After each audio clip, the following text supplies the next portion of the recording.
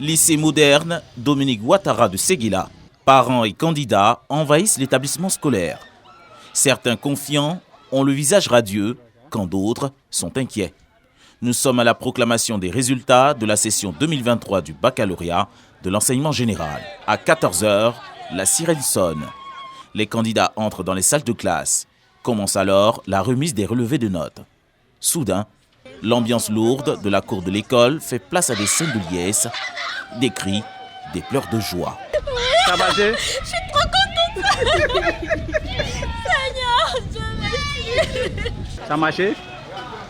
Pour cette session 2023 du bac, la direction régionale de l'éducation nationale et de l'alphabétisation DRENA de Séguila enregistre 485 admis sur 1379 candidats ayant composé soit un taux de réussite de 35,17%. Le premier responsable de l'institution scolaire, Bolo Bitra, se prononce. Séguila a fait un grand bond, toutes séries confondues. Nous sommes arrivés à un niveau, on ne nous pardonnera plus de redescendre.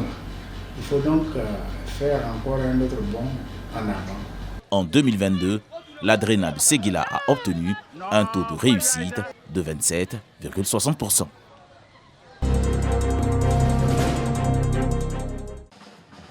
Ce bâtiment flambant neuf, réalisé par la municipalité et mis à la disposition de la police nationale de Côte d'Ivoire, est le tout premier commissariat de police de Sakassou. Le ministre de l'Intérieur et de la Sécurité, le général de corps d'armée, Vagondo Diomandé, y a effectué en personne le déplacement pour la livraison officielle de cette infrastructure policière.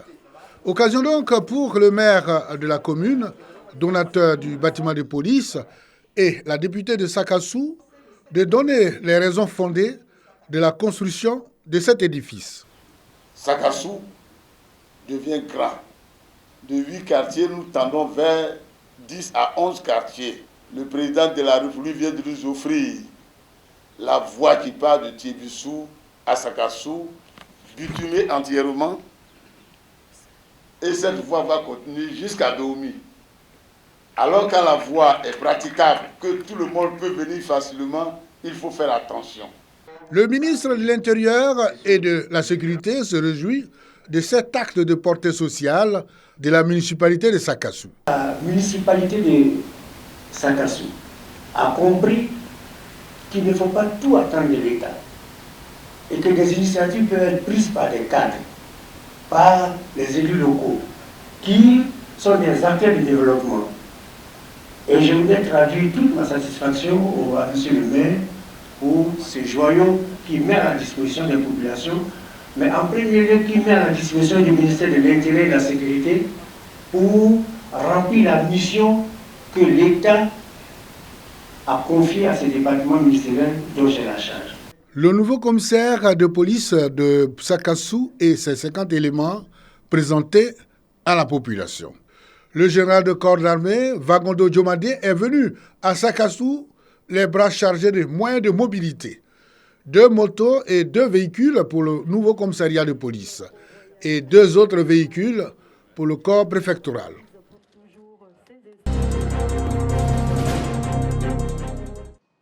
Cette deuxième session ordinaire du district autonome de la Comoé s'est essentiellement consacrée à l'adoption du budget modificatif numéro 1 de l'exercice 2023 et de l'état d'exécution du budget au 30 juin de cet exercice 2023. Ainsi, le budget primitif de l'exercice 2023 d'un montant global d'1 639 123 000 francs CFA, dont 901 948 000 francs CFA pour le fonctionnement et 737 175 000 francs CFA pour les investissements, a été approuvé. Le district autonome n'est pas un outil d'investissement en tant que tel. Nous accompagnons ce que le programme du gouvernement. Et je le dis bien en rapport avec les conseils régionaux, les municipalités, accepter que cela soit. Parce que ce n'est pas encore compris aux yeux des Ivoiriens. Au-delà de l'aspect budgétaire, les conseillers du district autonome de la Comoé ont également planché sur la communication du procès verbal de la réunion du bureau du conseil, l'examen et l'adoption du procès verbal de la réunion du 6 avril 2023 qui s'est tenue à Aboissou. L'inspecteur général d'État Théophile Awandoli, qui a procédé à l'ouverture des travaux de ces assises, a exhorté les responsables du district autonome de la Comoé à œuvrer pour mener à bien la mission a été confiée par le président de la République. Je vous exhorte, chers conseillers, à prendre la pleine mesure de la mission qui vous est confiée. Les districts, de façon générale, ont une grande importance dans le processus de mise en œuvre des programmes et projets de développement tels qu'adoptés par le gouvernement au bénéfice des populations. Vous avez donc une mission majeure. Le préfet de la région du Moronou, préfet du département de Bongouanou, Okoma Ayo Jeannette, dont le cadre abrite cette rencontre, a dit sa joie d'accueillir toute la délégation. Les travaux de la deuxième session ordinaire du district autonome de la Comoé à Bongouanou se sont déroulés dans un cadre convivial en attendant la troisième session. C'est la mosquée Bilal de Mbengue qui a été choisie par le ministre directeur de cabinet du président de la République, Fidel Sarasoro, pour donner le coup d'envoi de l'opération FGS sans forage dans le Poro, au grand bonheur des populations. Cette action vise à améliorer l'approvisionnement en eau potable dans toute la région, surtout en milieu rural. J'exprime ma gratitude au président de la République, au ministre directeur des cabinets. Avec ce forage ici, cela va sûrement réduire nos difficultés en matière d'eau. Pendant la saison sèche, on a vraiment pénurie d'eau. Et ce forage, vraiment, nous ne pouvons que remercier notre député maire et le ministre, ainsi le président de la République. Sur les 100 forages annoncés, 15 sont octroyés à chacun de 3 départements, de Mbengue, d'Ikodougou et Sinématiali. Les 55 autres restants seront réalisés dans le département de Korogo. C'est le don du ministre Fidel Sarasoro à la population du Poro, un projet qui s'élève à plus de 700 millions de francs CFA. Bien avant le coup d'envoi de ce projet, le ministre Fidel Sarasoro avait rencontré les populations de Mbengue pour parler du développement de leur localité, surtout du bitumage de l'axe Korogo-Mbengue long de 75 km. Comme ils nous ont promis que la ville aura 5 km à bitumer, nous avons demandé que ces travaux-là commencent dans l'immédiat. Si ces travaux-là commencent dans l'immédiat, ça nous ferait plaisir et ça va rassurer tout le monde. Nous avons d'abord remercié le président de la République pour tous les actes de développement. Par la suite, nous avons fait des doléances au ministre et rassuré que les élections se passeront vraiment dans la paix. Le ministre Fidel Sarasoro a invité la population à faire confiance au président Alassane Ouattara quant au développement de leur région. À ses côtés, le député maire Ali Kader Koulibaly. Les populations ont exprimé leur satisfaction par rapport à la grande nouvelle portée à leur intention du fait que la route Korogo-Mbengue a commencé avec l'entreprise qui est chargée de cette réalisation-là. Elles ont exprimé le souhait que les travaux s'accélèrent et exprimant encore une fois leur grand remerciement au président de la République. Le ministre Fidel Sarasoro a promis de transmettre les autres doléances au chef de l'État Alassane Ouattara. Entre autres, la construction d'un lycée professionnel, le bitumage de l'axe Mbengue-Tengrela, la construction d'une usine de transformation de noix de cajou.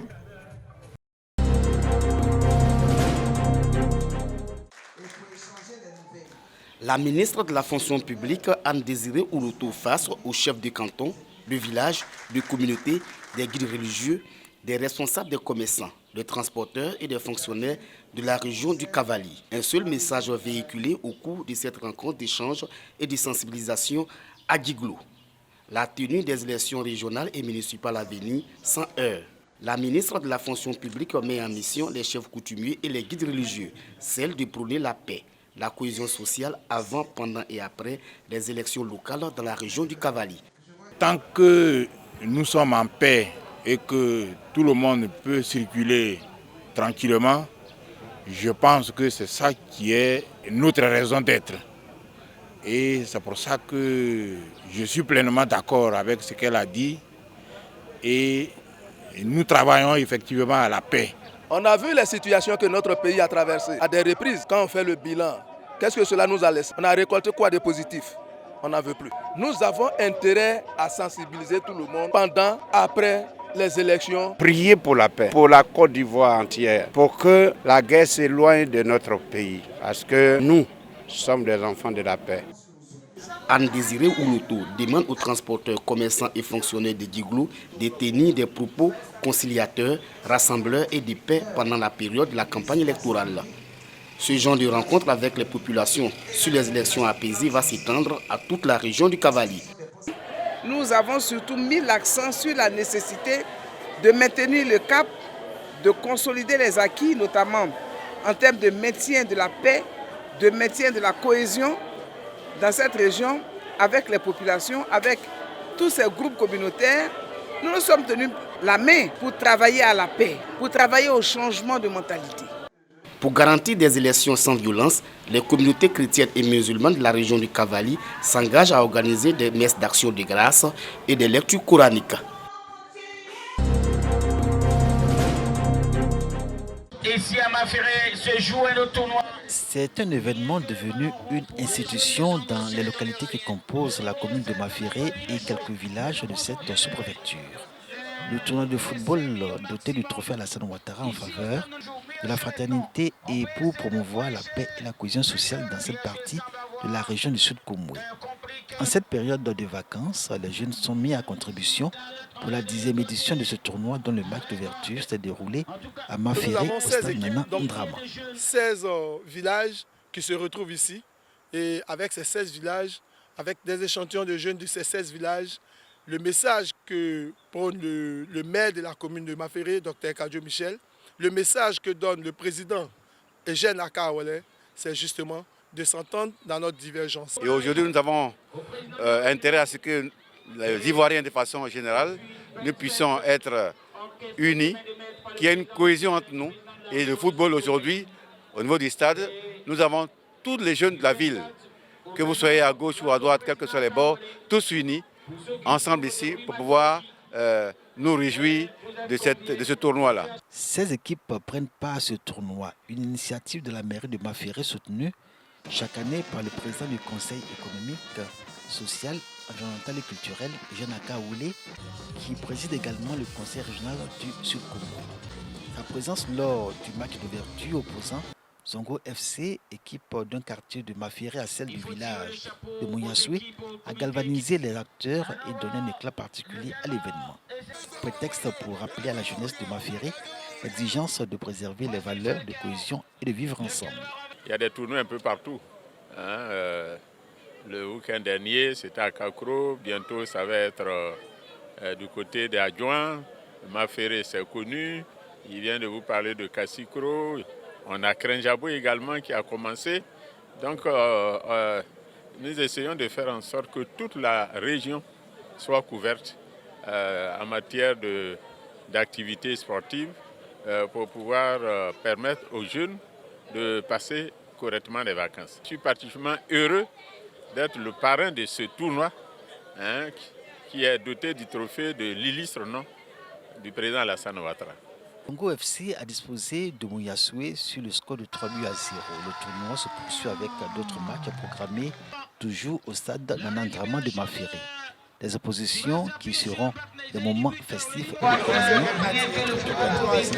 de la population.